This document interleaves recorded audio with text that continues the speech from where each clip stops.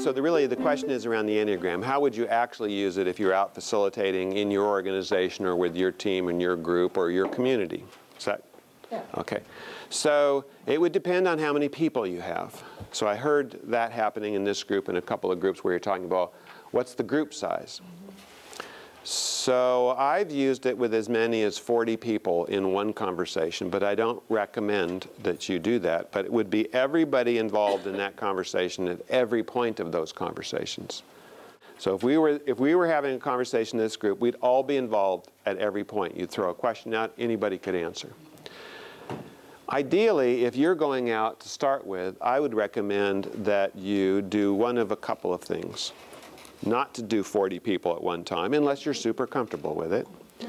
I would do a group of 12 people, 8, 10, 12 people in a fishbowl, with everybody else sitting around the outside of the fishbowl. So you same 40 people, but you have the primary conversation going on in a smaller group.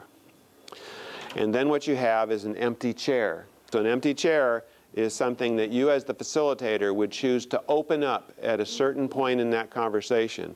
And anybody that's on the outside can come in and interject comments to provoke or add missing things from the in-leaf.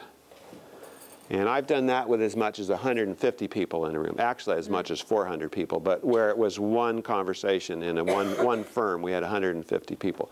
You could have multiple small groups guided through the Enneagram with a facilitator in each group, and then having a fishbowl at the end to go over the good thinking of each group at each point of the Enneagram.